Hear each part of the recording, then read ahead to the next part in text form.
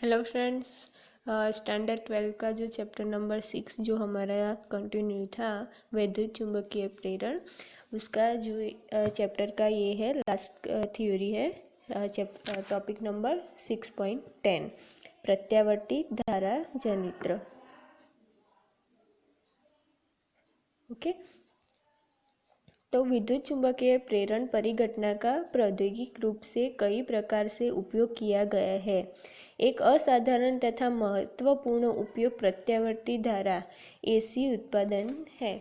तो ये प्रत्यावर्ती धारा जनित्र का जो हम उपयोग करते हैं, उसका उपयोग हम एसी जो करंट होता है उसका उत्पादन के लिए हम करते हैं। तो 100 मेगावाट सामर्थ्य का आधुनिक प्रत्यावर्ती धारा जनित्र एवं अत्यंत विकसित मशीन है। इस मशीन से हम 100 मेगावाट जितनी जो करंट है वो हम उत्पन्न कर सकते हैं। तो इस अनुच्छेद में हम इस मशीन के मूल सिद्धांतों का वर्णन करेंगे। तो इस मशीन के विकास का श्रेय युगोस्लाव वैज्ञानिक निकोला टेस्ला को जाता है। तो जैसा कि किसी लूप में विद्युत वाहक बल या धारा प्रेरित करने के लिए लूप में अभिविन्यास में अथवा इसके प्रभावी क्षेत्रफल में परिवर्तन किया जाता है। हम जो लूप में जब विद्युत वाहक बल को उत्पन्न करना होता है तो हम क्या करते हैं, उसमें धारा प्रेरित करते हैं। जब कुंडली एक चुंबकीय क्षेत्र बी में घूर्णन करती है तो लूप का प्रभावी क्षेत्रफल क्या होगा, ए कॉस थीटा है। यह थीटा ए तथा बी के बीच का कोण है। लूप का प्रभावी क्षेत्र क्या होता है, ए बी कॉस थीटा। तो जो थीटा होता है वो ए तथा बीच ए क्या है, जो क्षेत्रफल है, जो चुंबक जो आकार का जो होता है वो उसका क्षेत्रफल होता है, और बी क्या है, चुंबकीय क्षेत्र। ओके, तो फ्लक्स परिवर्तन करने की यह विधि एक सरल प्रत्यावर्ती धारा जनित्र का कार्य सिद्धांत है। तो इस जो प्रत्यावर्ती धारा जनित्र है उसमें जो फ्लक्स के परिवर्तन से हम क्या करते हैं, तो ईएमएफ प्रेरित ईएमएफ उत्पन्न करते हैं। और ईएमएफ से क्या होता है, तो उसमें जो धारा होती है वो प्रत्यावर्ती बनती है, उससे एसी करंट उत्पन्न होता है। तो जनित्र यांत्रिक ऊर्जा को विद्युत ऊर्जा में हम परिवर्तन करते हैं। यहाँ पे कौन सी ऊर्जा उत्पन्न होगी, यांत्रिक ऊर्जा, उसको हम विद्युत ऊर्जा में उत्पन्न करते हैं। और इस ऊर्जा को हम अपने घरों में जो हमारी इलेक्ट्रिसिटी आती है उसमें उपयोग करते हैं। तो जो ये प्रत्यावर्ती धारा जनित्र है उसका चित्र यहाँ पे दिया गया है। तो इस चित्र में आप देख सकते हैं कि ये है कुंडली, ये बीच वाली है वो कुंडली है, उसको आर्मेचर भी कहते हैं। और ये दो क्या है, विद्युत चुंबक। ओके, और ये सर्पी वलय के दो रिंग है। और यहाँ ये रिंग के जो यहाँ दोनों कार्बन के दो ब्रश है। और यहाँ जो आर्मेचर जो कुंडली है उसको घुमा के यहाँ पे जो क्या होगा, ईएमएफ उत्पन्न होगा। और ईएमएफ उत्पन्न होने से क्या होगा, यहाँ से वो धारा बहेंगी और उसका जो उसमें परिवर्तन होगा, इससे यहाँ पे एसी करंट उत्पन्न होता है। तो प्रत्यावर्ती धारा जनित्र के मूल अवयव चित्र 6.16 में दर्शाए गए हैं। इसमें एक कुंडली होती है, ये कुंडली है।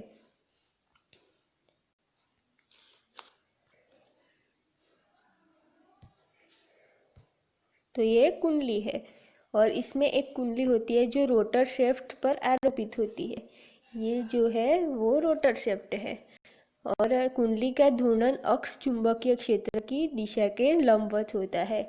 ये चुंबकीय क्षेत्र है उसकी, यह चुंबकीय क्षेत्र इस तरफ होगा क्योंकि दोनों जो चुंबक है एन और एस इस तरफ है इसलिए। और उसके लंबवत ये जो आर्मेचर है वो है। तो किसी एक समान चुंबकीय क्षेत्र में किसी बाह्य साधन द्वारा एक समान चुंबकीय क्षेत्र में एक यांत्रिक विधि से ये इसको हम घूर्णन कराते हैं। ये जो आर्मेचर है इसको हम घुमाते हैं, उसका घूर्णन कराते हैं।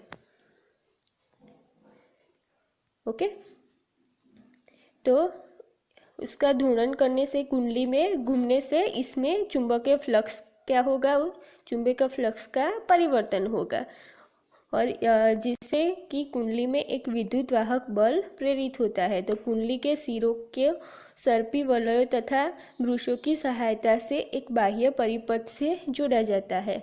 यहाँ पे जो ये है दोनों, यहाँ से उसको बाह्य परिपथ से हम जोड़ते हैं। ओके, और जब कुंडली को एक समान कोणीय चाल ओमेगा से घूर्णन कराया जाता है तो चुंबकीय क्षेत्र सदिश बी तथा क्षेत्रफल सदिश ए के बीच, दोनों के बीच का कोण क्या है, थीटा, और उसका मान किसी समय टी पर थीटा इज इक्वल टू क्या होगा, ओमेगा टी है। परिणाम स्वरूप कुंडली का प्रभावी क्षेत्रफल जिसमें चुंबकीय क्षेत्र रेखाएं होकर गुजरती है और समय के साथ परिवर्तन होता है। तो किसी समय टी पर फ्लक्स क्या होगा, phi is equal to B A cos theta, और यहाँ पे थीटा के वैल्यू क्या है, ओमेगा टी। तो यहाँ पे जो आर्मेचर है, जो कुंडली है, वो कौन चुंबकीय क्षेत्र के घूर्णन करती है, इसलिए उसकी कोणीय चाल आएगी। इसलिए थीटा की जगह हम क्या लिख सकते हैं, ओमेगा टी। फेराडे के नियम से एन फेरों वाली जब घूर्णी कुंडली के लिए प्रेरित विद्युत वाहक बल कितना होगा, E is equal to minus N D phi upon D T is equal to minus N, phi की जगह हम क्या लिखेंगे, B A cos theta, B A cos omega T. लेकिन जो चुंबकीय क्षेत्र और क्षेत्रफल, उन दोनों का मान चेंज नहीं हो रहा है यहाँ पे, इसलिए उसको बाहर निकाल के D upon D T cos omega T. अतः विद्युत वाहक बल का तात्क्षणिक मान क्या है, E is equal to N B A omega cos omega T का जो अनुपात करते हम क्या मिलता है, साइन ओमेगा टी। तो यहाँ एन बी ए ओमेगा विद्युत वाहक बल का अधिकतम मान है, जो sign omega T is equal two plus और माइनस 1 पर प्राप्त होता है। यदि हम एन बी ए ओमेगा को ओमेगा 0 से एप्सिलॉन 0 से दर्शाए तो क्या होगा, E is equal to E zero sine omega T. Okay, क्योंकि ज्याफलन साइन फंक्शन, ज्याफलन को क्या बोलते हैं, साइन फंक्शन का मान क्या है, +1 से -1 के बीच बदलाता है। तो विद्युत वाहक बल का चिन्ह या ध्रुवता समय के साथ परिवर्तित होगी। जब थीटा 90 या थीटा 270 होता है तो विद्युत वाहक बल अपने चरम मान, क्योंकि थीटा 90 तथा थीटा 270 इन दो बिंदुओं पर फ्लक्स में परिवर्तन अधिकतम होता है। धारा की दिशा आवर्ती रूप से परिवर्तित होती है, इसलिए धारा को प्रत्यावर्ती धारा AC कहते हैं। क्योंकि omega is equal to 2 pi V, समीकरण 3 को हम इस प्रकार भी लिख सकते हैं। तो यहाँ पे ओमेगा की जगह हम क्या लिखेंगे, 2 पाई वी। तो E is equal to E zero sine 2 pi V T. यहाँ पे V जनित्र की कुंडली आर्मेचर के परिक्रमण की आवृत्ति है। ध्यान रखिए कि समीकरण 3 और 4 विद्युत वाहक बल का तात्क्षणिक मान बतलाते हैं तथा E प्लस ई ज़ीरो तथा माइनस ई ज़ीरो के बीच आवर्ती रूप से परिवर्तित होता है। यहाँ पे जो आर्मेचर की जो स्थितियाँ हैं वो कैसे चेंज होती है उसका एक डायग्राम बताया गया है। तो उसमें टोटल 5 चरण है। उसमें पहले चरण में क्या है, तो आर्मेचर का जो तल भाग है, वो जो आर्मेचर है यहाँ पे, वो जो चुंबक है, जो यहाँ पे चुंबकीय क्षेत्र की दिशा ऐसी है।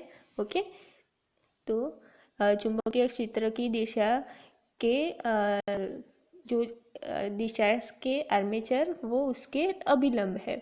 इसलिए यहाँ पे जो टाइम है जो 0 t is equal to 0 time पे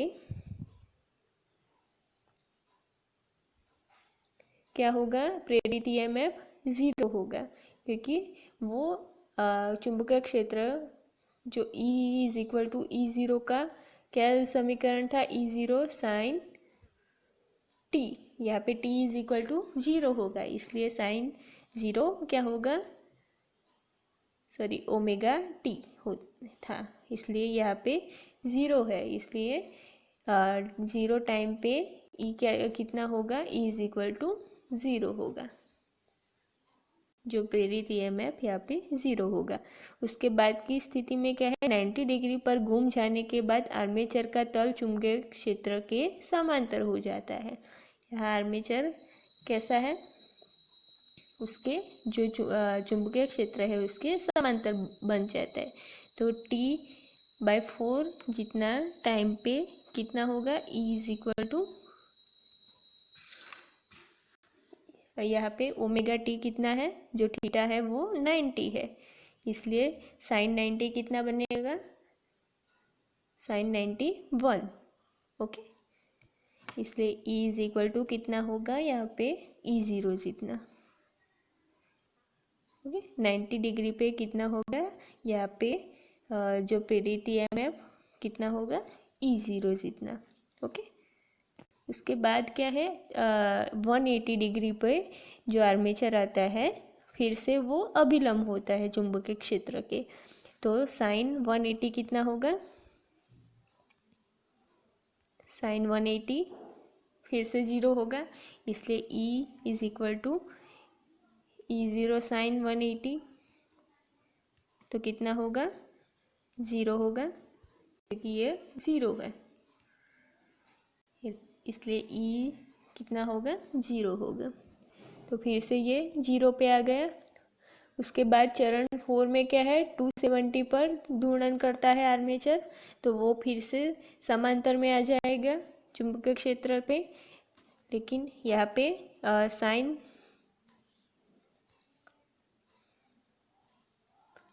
साइन 270 कितना होगा, -1 होगा, इसलिए E is equal to -E0 होगा।